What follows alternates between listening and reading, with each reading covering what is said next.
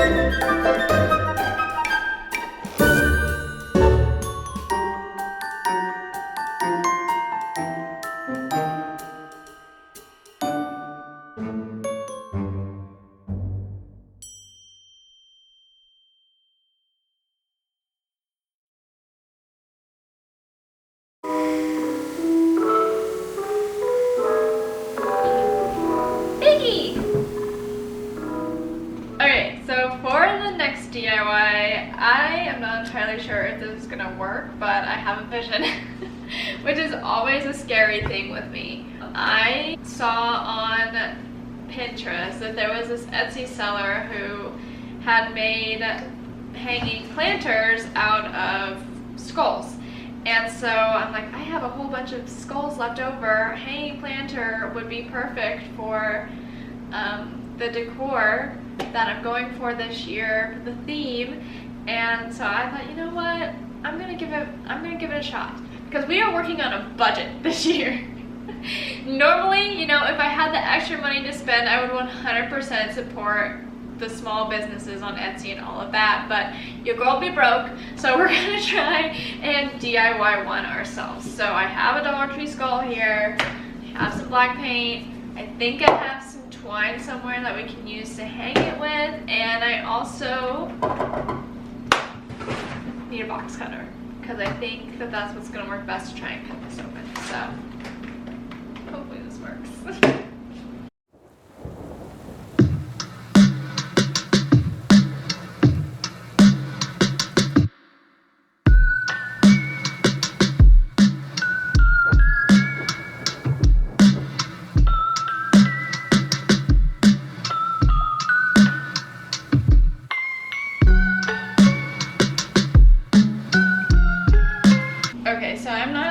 Like totally loving how this is looking.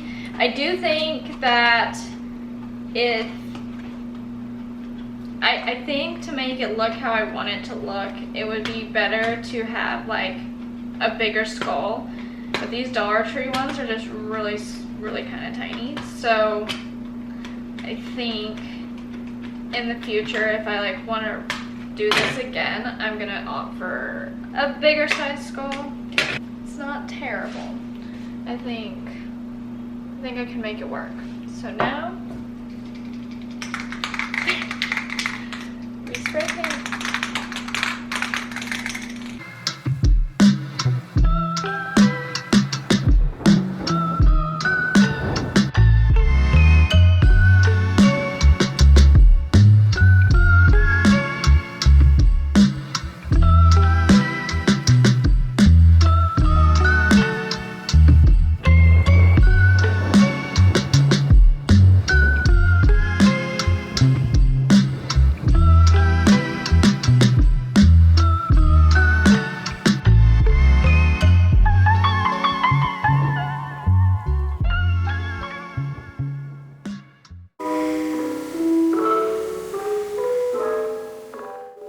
This huge box of toilet paper and paper towel rolls that I have been saving up for months, because I knew that I was gonna have a lot of projects that I wanted to do with these. The first one, the main one that I want to do, is I want to turn these little toilet paper rolls into floating candles and hang them from the ceiling in my hallway.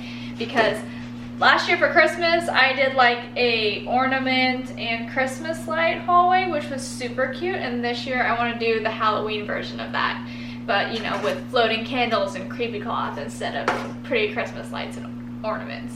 So I think it's gonna look really cool when it's done. First step is going to be trying to make the toilet paper rolls look more like candles and less like paper rolls.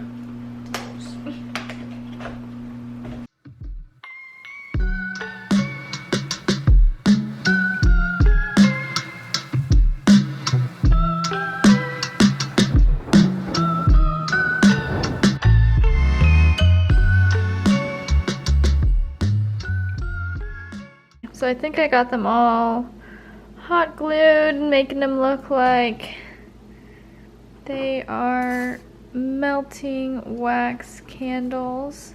I'm gonna let the glue kind of dry a little bit more because it's a little sticky.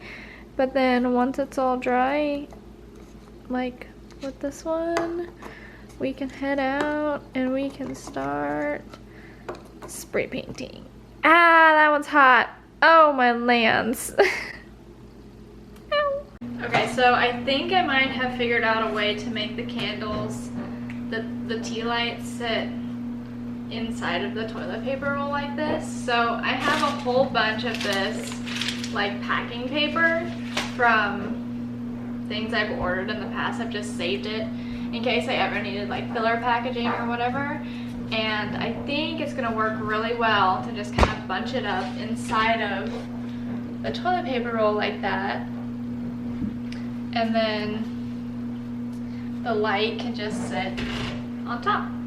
So when it comes time to hang them, I'm not actually going to pierce through the light itself. I'm going to put holes, I think, little baby holes in the sides of the toilet paper roll itself. That way the candle can just sit in there and it'll just float like that, and it'll be easy to take it in and out that way too.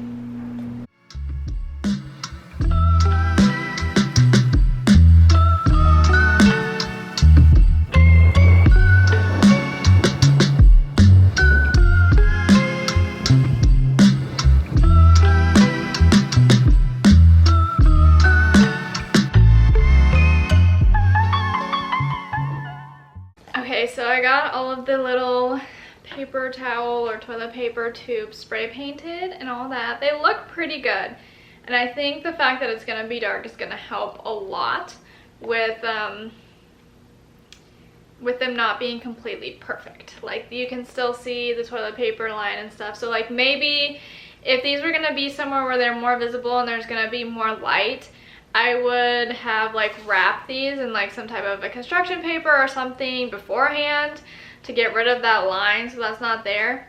I do think that I'm still going to put something like a piece of paper or something over the bottom of each of these ones, because even though I spray painted them, they still look kind of wonky on the bottom, and that's the part that you're gonna see because it's like what's hanging above you. So I think I'm still going to like cut out some type of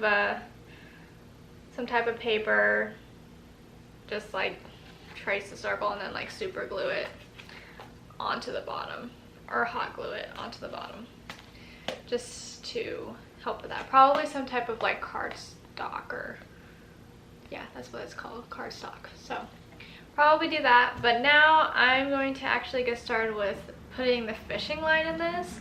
And also I moved into the living room because I wanted to sit here and watch a movie while I was working on this, because I have a feeling that's going to kind of take me a little while. So ignore the real life chaos that is behind me and the mess that is my house. But yeah, this is real life. So yeah, I am going to go ahead and, like I said, get started putting the fishing line, which you can't really see, through on the tops of these, so that way they can hang from the ceiling.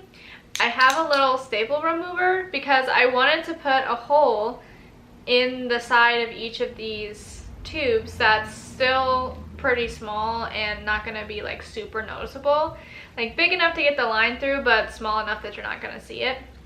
And I figured that a staple remover is actually, it might be the best bet, might be the best way to go. So we gonna find out.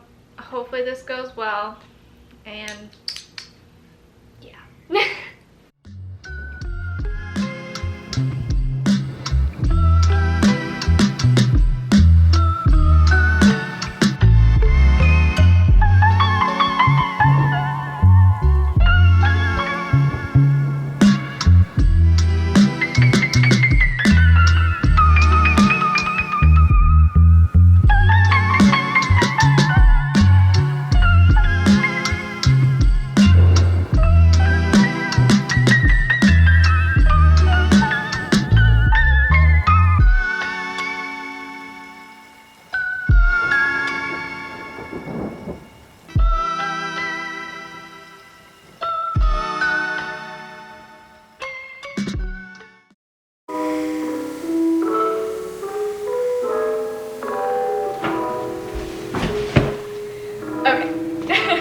Another day, another DIY, and this time we're actually going to be repurposing an old Halloween decoration of mine. So, hello Grinchy, you're gonna help? Yeah, I'm gonna give your expertise. Okay, so, at one of my Halloween parties a couple years ago, some of my friends got a little bit intoxicated, and whether they did this on purpose or was an accident, I am not entirely sure, but they decided that my skeleton looked better without a head on her. Poor girl. I was very saddened by this, and I'm still a little bit mad at them to this day, but you know what? We are finally going to give her some life again. Can skeletons have life? They're already dead. We are gonna make up for her not having a head anymore, and I'm gonna recreate or do my own version of the skeleton rib cage that I've been seeing like all over on my Pinterest and stuff. The little wall decor where they have like flowers and lights and everything sticking out of it. So that's what we're gonna do with this part of it. In case anyone wants to know, this is Ginger. My other skeleton is named Fred. So yes, of course they were a couple, and Fred is very sad that he no longer has Ginger with him, but he's gonna get over it. Plenty of skeletons in the graveyard, so he'll be okay, but Ginger is going to get maked over. So I guess first things first is going to be trying to take apart old Gingy's arms here, and also take her legs off, because all I want is just the rib cage and the pelvis. I don't want anything else. So we will get started on that and then spray paint and go from there. Figure out how to hang her. That's also going to be a tricky thing. You know what? No. I got this. All right, let's go.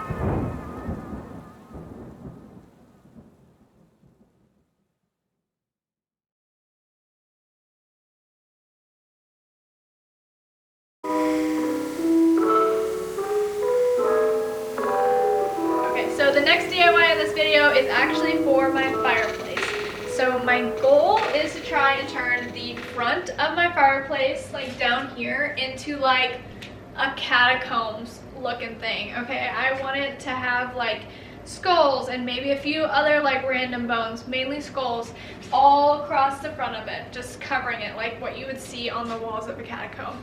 I've seen skeleton or skull walls like this in like haunted houses. I've seen a couple of like DIY photos that people put on like Pinterest and stuff, and that's kind of like where I'm getting my inspiration from. But I've always wanted to have some type of a Halloween decoration like this, or like a wall of skulls, whatever. I think it's gonna look so freaking cool.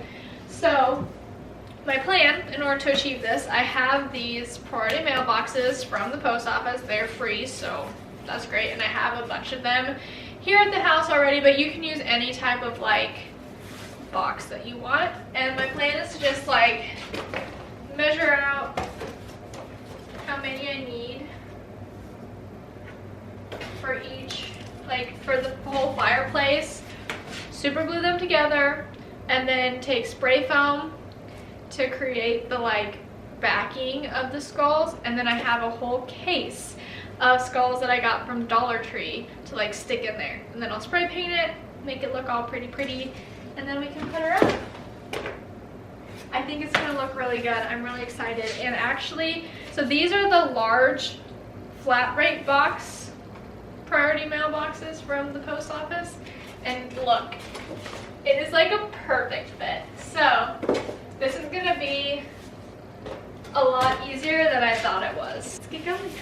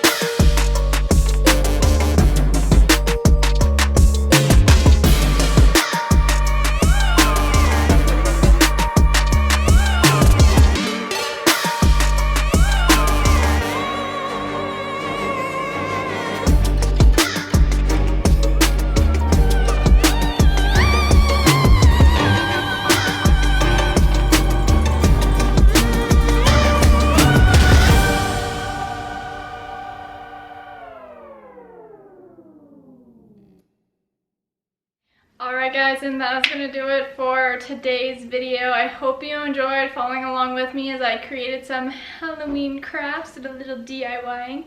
And hopefully it brought you some ideas for some DIYs for yourself for this spooky season. I'm actually like really surprised with how good, I mean, not to toot my own horn or anything, but like how good all of the DIYs turned out this year. This like never happens that all of my DIYs are a success. So fingers crossed they all hold up by party time, and they all still are looking good at least until then. Hopefully if you guys try them out that you have just as much luck as I did as well with all of your DIYs. And if you enjoyed this video, please be sure to give it a thumbs up, and if you're not already subscribed, hit that little red subscribe button down below the video. Join the Everyday Adventurer family, and also come and join the memberships. You can get access to the videos a whole day early, and you can get some members only content that you're not going to want to miss out on. So definitely go and click that join button over on my channel page. I think that is all that I have for you guys today. Like I said, I hope you guys enjoyed watching this video, and I will see y'all in the next one. Stay spooky.